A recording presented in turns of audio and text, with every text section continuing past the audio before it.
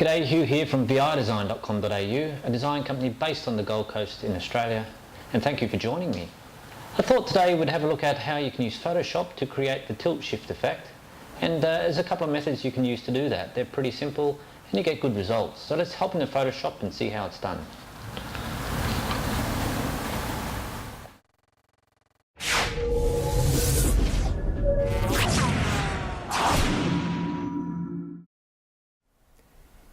Okay, so there is two ways you can use Photoshop to create the tilt shift effect. There's a manual way, which we'll start with, and there's also the ability to use a filter, which is a few steps less but gives you a little bit less control. So tilt shift means that you're looking down on your subject from a distance, so you've got a wide angle.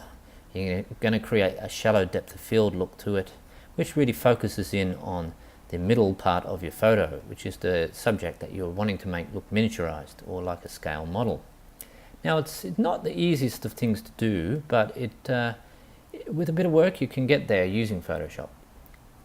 So the first thing we'll do is we'll start with this manual process, and we'll take this layer's name here, double click on the name, we'll change this to sharp, and then we'll duplicate this layer by right clicking on it and clicking duplicate layer.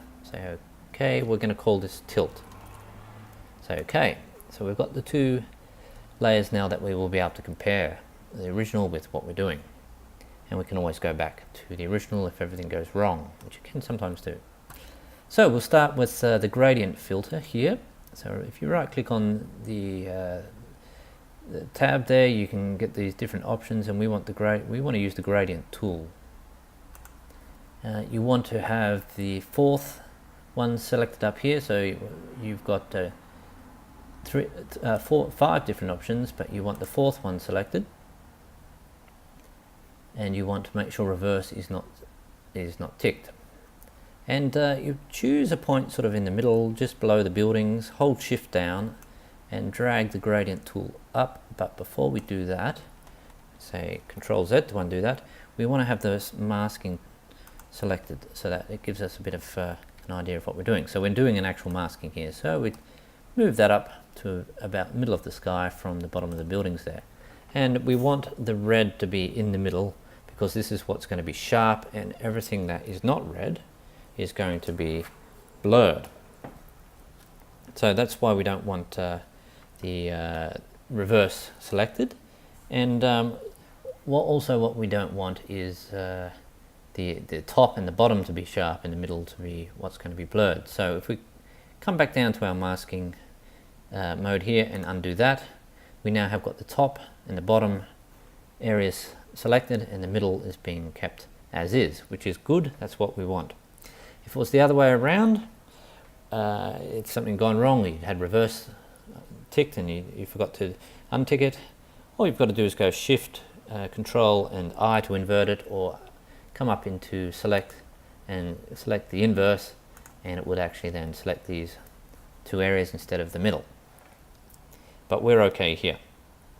So what we're going to do now is kind of go up into the filters, and we're going to choose blur, and we're going to go put a lens blur on this.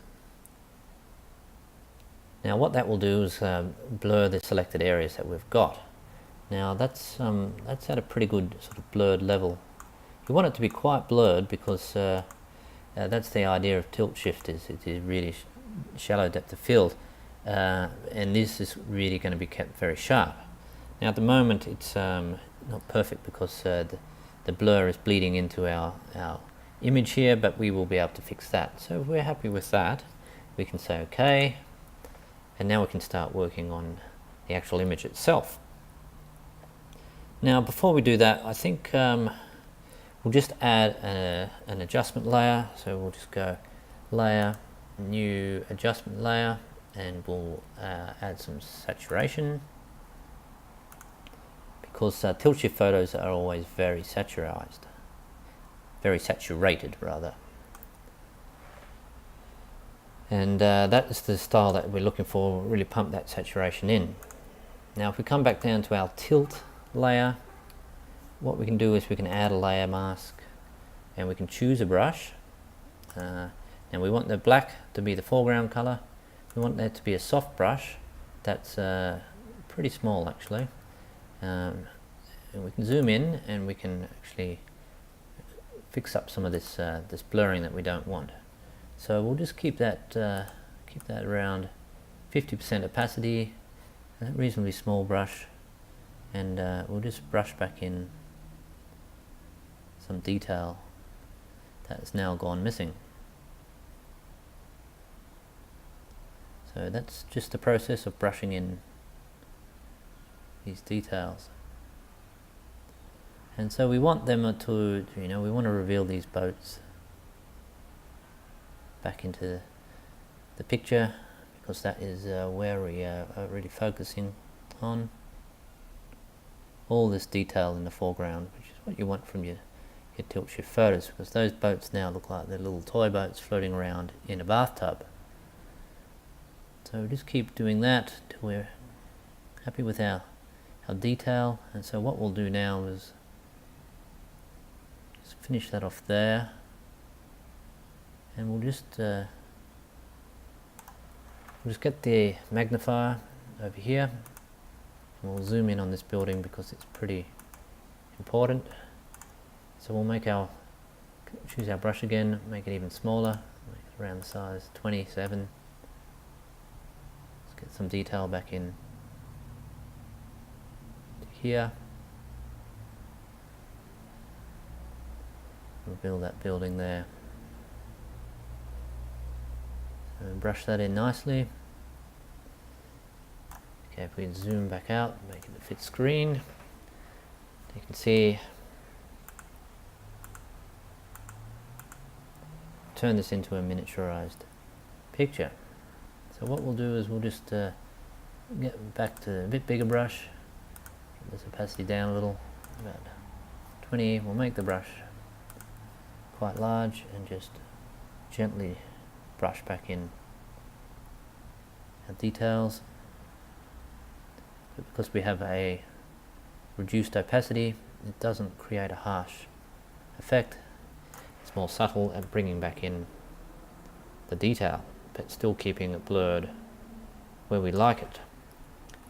Now, one other thing we might like to do is sharpen it further, and we can do that by making sure our tilt layer is selected and the actual picture is selected rather than the mask.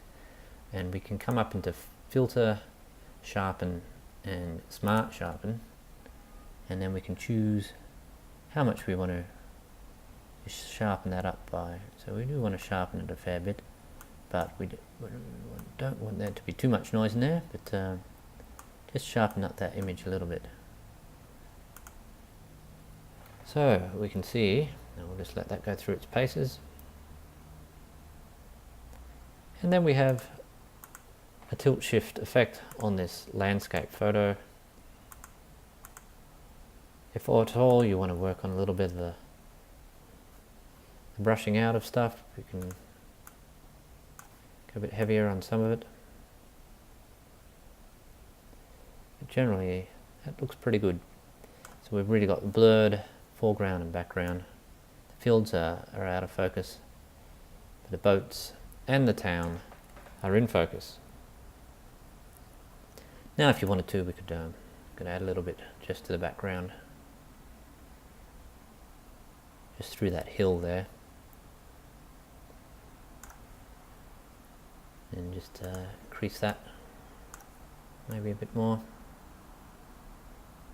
Only on that hill though, just behind the town, which is pretty much, you know, this this V we've got going here, sort of lying down V, is our main sort of area of the photo, and then we've got, you know, another one here going the other way. So that's sort of symmetrical, and I'll leave that for now, and that would be a pretty good attempt at creating the tilt shift effect, miniaturizing the photo. If anything, we could, you know, really zoom in on it. We could crop it to any sort of look, depending on what you think looks good, but yeah, you'd want to keep it a fair bit of the blurred top and bottom, so it definitely looks Looks more like a miniaturized little town now.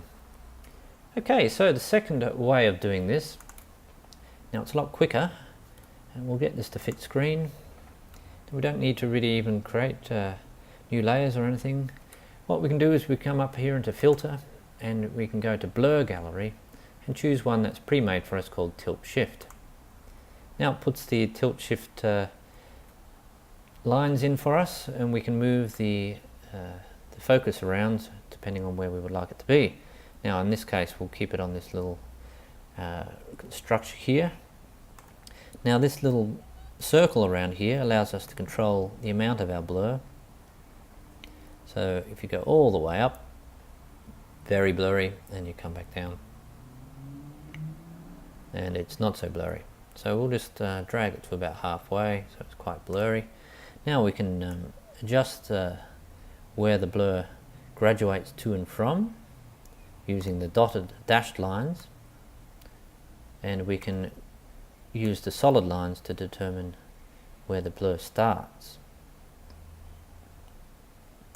Same with this up here. So if we wanted that background to be out of focus, bring that down as well, and bring that down to there, and then if we just want to bring that up to about there, but bring this down, you can see it's moving the blur. So we want the blur to start somewhere around here, so the more we move that up, the more likely we are to blur out specific areas. So really that's that's pretty straightforward. You can obviously change the amount of the blur and have a few options in here, but you don't really use that too much. You just need to work on how much blur you want and where the level's going to be, and when you're ready you just say OK, and that will add the tilt effect in. But again, we just can add a adjustment layer for saturation and really pump up the saturation for the effect that we want. Now with this one I'll also add the blur, the sharpen, smart sharpen, and obviously it's reasonably sharp as is, but we'll keep that around there. And then I think with this we'd even just go with the crop and bring it into about there, and really make that look very, very tilt shifty. Alright, well that's tilt shift. It's a few different ways of doing it. It's an effect. You wouldn't always use it. It's something that you can play around with and create different looks just for the fun of it. I mean, at the end of the day, that's all we're here for, having a bit of fun with Photoshop and taking photos and creating different effects and learning different skills. So it definitely comes up really cool, and you could put that out there if you wanted to show how you have created the tilt shift. I know people have taken some amazing photos from high up in buildings, looking down on cities and that sort of stuff. So with a bit of practice, you can really create some miniaturized cities which are absolutely huge in real life. So it's good fun to play around with and have a go, apply some of these techniques and see how you go. So until next time, I'll see you later.